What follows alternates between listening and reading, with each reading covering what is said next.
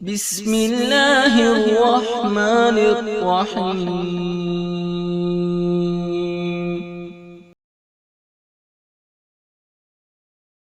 لیکن تجھے پتہ نہیں کہ یہ کسی ماں کا بیٹا ہے، پتہ نہیں کسی بیوی کا شوہر ہے۔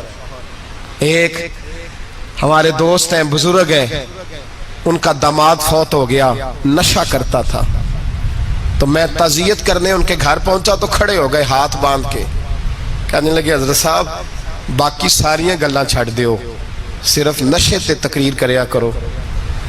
وہ جب جیتا تھا تو تب بھی اس کے بچے یتیم ہی تھے، یتیم ہی تھے۔ میری بیٹی جب میرے گھر آتی تھی اور میں اپنے پوتوں کے اترے کپڑے اسے پہننے کو دیتا تھا تو میرا کلیجہ پھٹتا تھا، اور میری بیٹی اس کی زندگی میں بھی بیوہ کی زندگی گزار رہی تھی۔ وہ میری بہوؤں کے اترے ہوئے کپڑے پہنتی تھی، کوئی دعا کرو، کوئی جلسے کرو، یہ لت ختم ہو جائے۔ اور کہنے لگا اب میرے وہ چلا تو گیا ہے، دادا دادی اس کے پہلے کوئی نہیں، چچا ہے کوئی نہیں، جب تک تو میں زندہ ہوں ان نواسوں کو کوئی روٹی کا لقمہ، کوئی کپڑا مل جائے گا، لیکن سوچتا ہوں میں بوڑھا ہوں، مر گیا تو ان کو کوئی پوچھے گا بھی نہیں، کون ان کی خبر۔ اتنا ظلم اس قوم سے، اتنی زیادتی، اور آرام سے لکھ کر لوگ گزر گئے کہ یہ 70 لاکھ ہے، ان کا درد تو سمجھو، تکلیف تو سمجھو۔ 7 فٹ کا سونا جوان اور نشے کا عادی ہے تو کسی نالی میں پڑا ہوا ہے۔ اور میں نے کہا اس قوم کے ساتھ اس سے بڑا بھیانک مذاق کیا ہوگا۔ کوئی دانشور تھا بڑا ظالم، اس ظالم سے کوئی مشورہ لینے آیا، اس نے آ کے کہا تو بڑا ظالم ہے، بڑے کڑوے مشورے دیتا ہے، میرا ایک دشمن ہے، میں اس سے بدلہ لینا چاہتا ہوں، میرا دل کرتا ہے اس کا بچہ قتل کر دوں تاکہ وہ تڑپے۔ تو ظالم نے کہا اسے قتل نہ کر، وہ تو اس کا باپ 2-4 مہینے رو کے چپ کر جائے گا، پھر میں سخت سزا دینا چاہتا ہوں، مشورہ دے۔ تو اس نے کہا اس کے بچے کو نشے پہ لگا دے، جس کا بچہ نشہ کرے گا وہ باپ روز مرے گا، روز جیے گا، وہ ماں روز مرے جیے گی، نشے پہ لگا دے۔ اس قوم کے ساتھ سب سے بڑا ظلم یہ ہوا کہ ملت کا جوان نشے پہ لگ گیا، ڈرگز پہ لگ گیا، اتنے تباہ حالات ہوئے کہ جوان چڑھتی جوانیاں، اماں نے کتاب دے کے بھیجا تھا، اور کالج سے واپس آئے تو نشے کے ٹیکے ہاتھوں میں پکڑے ہوئے، ٹیکے۔ اور آپ کے اس ملک کے اسلام آباد میں ایک دن میڈیا نے وہ خبر بھی وائرل کی اور وہ چیز بھی دکھائی لوگوں کو، 3 مہینے کا بچہ لے کے نشئی سڑک پہ آ گیا، اس نے کہا میرا نشہ ختم ہو گیا، میرا بچہ خرید لو، 2 پڑیاں دے دو۔ تو وہاں بیبیاں جو سن رہی تھیں وہ بھی چیخیں مار کے رو رہی تھیں۔ یہ ظلم کیا اس قوم کے ساتھ، اور کرپشن کی لعنت نے اجازت دی سپلائی کرنے والوں کو کہ گلی گلی بھیجے، گلی گلی۔ انہوں نے کچھ تھوڑا ظلم نہیں کیا ان حکمرانوں نے، اور ہماری اپوزیشن اس کو نہ صرف اتنا پتا ہے کہ یہ جائیں اور ہم آئیں، اس سے زیادہ کوئی غرض نہیں۔ بھائی کرپشن کے خلاف نکلے ہو تم، نشے کے خلاف کس دن نکلو گے؟ جوئے کے خلاف کس دن؟ قوم تو مر رہی ہے نشے سے، اس کے خلاف میدان میں کب آؤ گے؟ صرف اتنا ہے کہ یہ جائیں اور ہماری باری آئے، اس سے زیادہ کچھ نہیں۔ جتنے مجرم وہ ہیں اتنے ہی تم بنتے جا رہے ہو، اس لیے کہ اصل بات پر نہ وہ آتے ہیں اور نہ اصل بات پر یہ آتے۔ بھائیو، میرے نبی پاک صلی اللہ تعالی علیہ وسلم۔ اور ایک اور تماشا ہے، یہ میرے پہ اللہ کا یہ احسان رہا، اس لیے نہیں کہ میں پرہیزگار آدمی ہوں، نیک ہوں، اس لیے نہیں، ویسے ہی اللہ بعض اوقات اسباب بناتا ہے، سبب بناتا ہے۔ مجھے نہ شراب کے رنگ کا پتہ ہے، نہ اس کی خوشبو کا پتہ ہے، نہ میں نے کبھی زندگی میں دیکھی ہے، یہ کرم ہے میرے حضرت صاحب کا، میں نے نہیں دیکھی، مجھے نہیں پتا کیسی ہوتی ہے، کچھ باتیں میں نے سنی ہیں۔ ایک محفل میں بیٹھا تھا مجلس میں، تو ایک شخص نے کہا کھانسی نہیں جاتی بچے کی، دوسرا اس کو مشورہ دے رہا ہے، کھانسی نہیں جاتی، بڑی دوائی دیسی بھی فلاں بھی بڑی کھائی، مشورہ دیا اس کو کہ تو اس طرح کر، اس کو نا شراب کے 2-4 چمچے پلاؤ، کہتے ہیں جی اس کو نا یہ پلاؤ تو صحیح ہو جائے گی۔ تو میں نے پلٹ کے اس کی طرف دیکھا، میں نے کہا کوئی عقل کر، کیا مشورہ کرنا؟ مولانا میرا تجربہ ہے۔ میں نے کہا تیرا تجربہ افضل ہے یا رسول اللہ کا فرمان زیادہ افضل ہے؟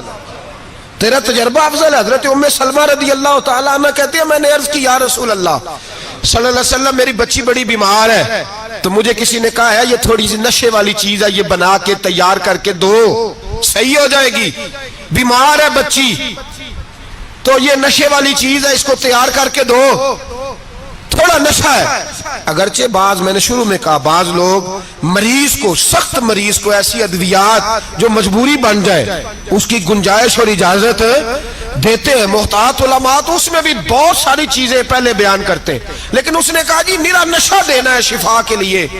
تو حضرت ام سلمہ کہتی ہے میرے نبی پاک نے میری طرف دیکھا، میری طرف، تو میں نے کہا یا رسول اللہ آپ کیا فرمانا چاہ رہے ہیں؟ تو نبی پاک نے فرمایا ام سلمہ کبھی ناپاک چیز میں بھی شفا ہوئی ہے، کبھی ناپاک چیز میں بھی، کبھی شراب اور خمر میں بھی شفا ہو سکتی ہے۔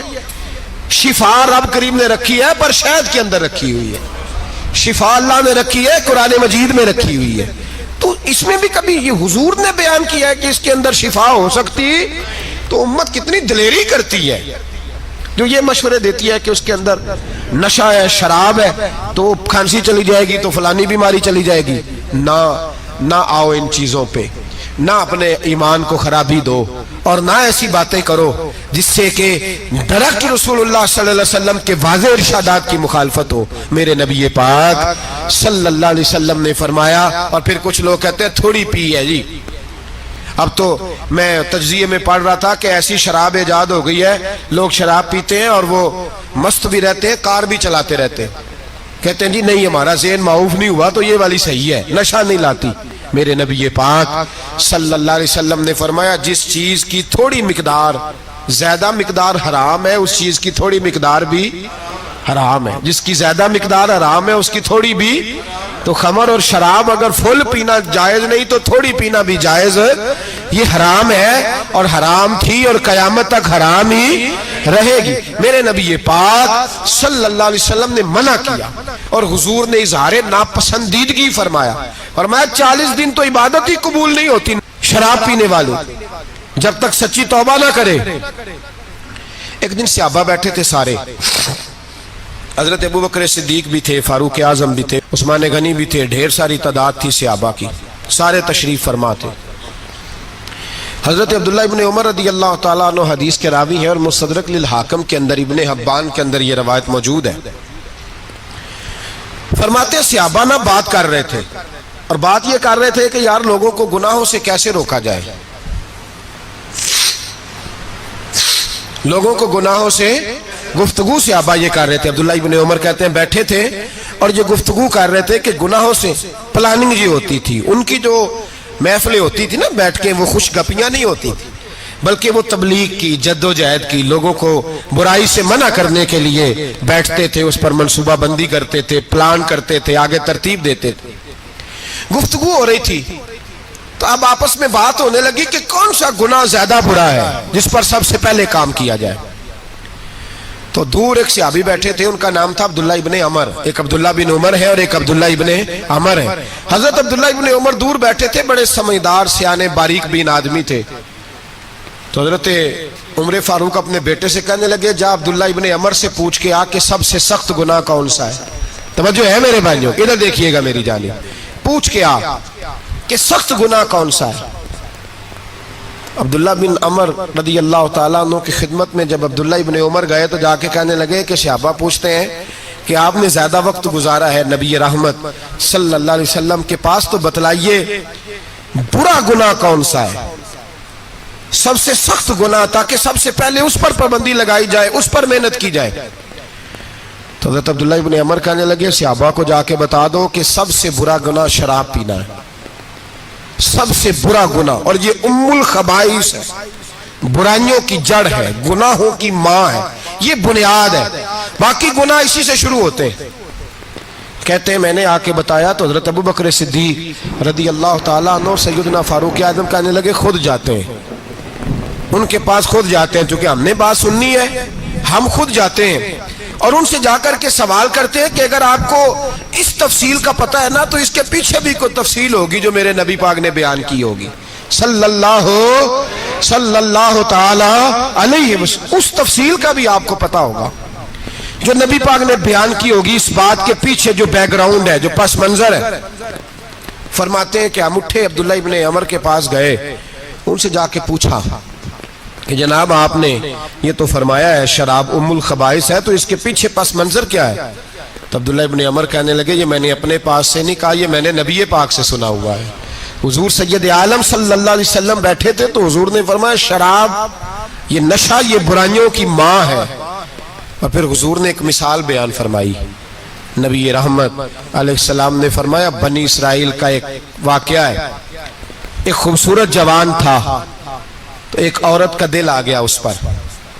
یہ یاد رکھ لیں، ہم لڑکوں کو منع کرتے رہتے ہیں لیکن ہمیں گھر کی بچیوں پر بھی توجہ دینی ہوگی، ہمیں ان کے فون پر بھی نگرانی کرنی ہوگی، ہمیں وہاں بھی غور کرنا ہوگا، اس لیے کہ اگر کوئی بچی گنجائش نہ دے تو میرا خیال ہے کہ لڑکا جرت کرنے کی طاقت نہیں رکھتا۔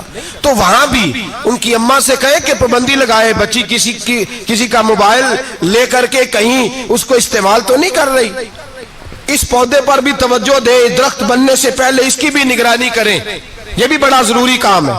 عورت کا دل آ گیا تو نبی پاک علیہ الصلوۃ والسلام فرماتے اس نے کوئی بہانہ لگایا، کسی کو کہا کہ اس نوجوان کو بلا کے لاؤ، اس کو کہو کہ ہم نے کوئی گواہی لینی ہے تجھ سے۔ وہ نوجوان آیا، ایک کمرے میں داخل ہوا تو اگلے کمرے میں لے گئے، وہاں داخل ہوا تو اس سے اگلے کمرے میں لے گئی، وہ داخل ہوا تو اسی طرح 7 مکفل کمروں میں لے گئی۔ میرے کریم رسول میرے محبوب پاک علیہ السلام فرماتے ہیں، صحابہ کو سمجھا رہے ہیں میٹھے لب و لہجے میں، فرماتے ہیں جب سب سے پچھلے کمرے میں لے گئی تو ایک لڑکا بندھا ہوا تھا وہاں رسیوں سے، شراب کا پیالہ پڑا ہوا تھا۔ وہ بی بی کہنے لگی کوئی گواہی شواہی نہیں لینی، تجھے اس لیے بلایا ہے کہ تیرے اوپر دل آ گیا ہے، اب میرے ساتھ منہ کالا کر۔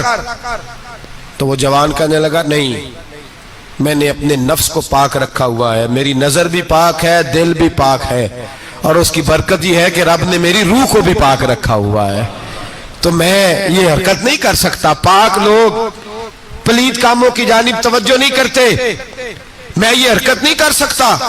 اقبال نے اپنے بیٹے کو دعا دی تھی، اس نے کہا تھا حیا باقی نہیں ہے زمانے کی آنکھ میں، خدا کرے کہ رہے تیری جوانی بے داغ، خدا کرے کہ رہے تیری جوانی بے داغ۔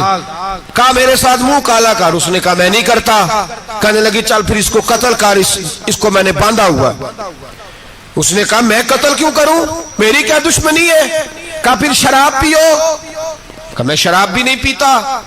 تو کہنے لگی اب تو میں نے تجھے اپنے چنگل میں پھانس لیا ہے، اب تو یہاں سے بچ کے جا نہیں سکتا، اور اگر تو باہر جائے گا تو میں شور کروں گی، لوگ جمع کروں گی، اس نے میری عزت آبرو پہ ہاتھ ڈالا ہے، تو بچ تو نہیں سکتا، ایک کام تو کرنا پڑے گا۔ محبوب فرماتے ہیں اس نوجوان نے سوچا کہ زنا بھی بہت بڑا جرم ہے، قتل بھی بہت بڑا گناہ ہے، چلو اب مجبوری ہے تو شراب پی لیتا ہوں۔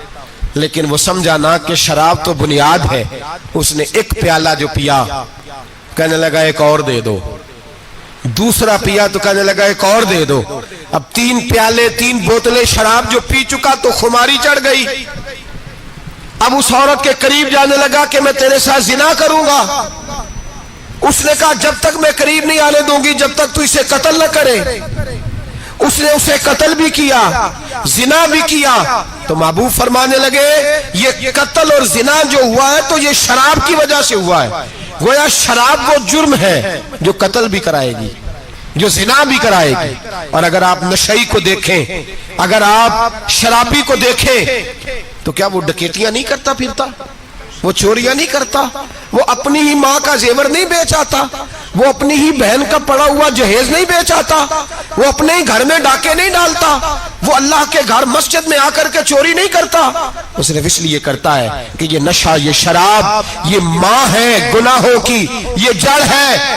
ملت کے لوگوں یاد رکھو، اس امت، اس پاکستان کے ساتھ جہاں بہت سارے ظلم ہوئے، وہاں بڑا ظلم یہ ہے کہ بہت بڑا طبقہ جوانوں کا نشے کا عادی ہے۔ وہ نشہ انہیں عشق مجازی اور عورتوں کے عشق کی جانب لا رہا ہے، وہ نشہ چوریاں کرا رہا ہے، قتل کرا رہا ہے، ڈکیتیاں کرا رہا ہے۔ بہت بڑے ظالموں نے بہت بڑے ہاؤس بنائے ہوئے ہیں جن کے اندر شراب فراہم کی جاتی ہے، نشہ دیا جاتا ہے۔ میں نے تو ایسے ایسے لفظ سنے کہ الیکشن کے دنوں میں ووٹ لینے کی خاطر خاطر سیاستدان انہیں نشہ فراہم کرتے ہیں, انہیں باندھ کے رکھتے ہیں, روز تمہیں پڑیا ملے گی, ووٹ ہمیں ڈالنا. اتنا ظلم, اتنی زیادتی, اتنا جبر, ایک انسان کے ساتھ کھیلنا. لوٹ آؤ, پکڑو ان کا دامن, اپنے گھروں کو بچاؤ, اپنے دوستوں کو بچاؤ. جاگو جاگو امت کے لوگوں, جاگو. میرے نبی پاک صلی اللہ علیہ وسلم کے کلمہ گو لوگوں کو بچاؤ. ان پر اگر سختی کرنی پڑتی ہے تو کرو, پیار کرنا پڑتا ہے تو کرو, محنت کرو, جدوجہد کرو.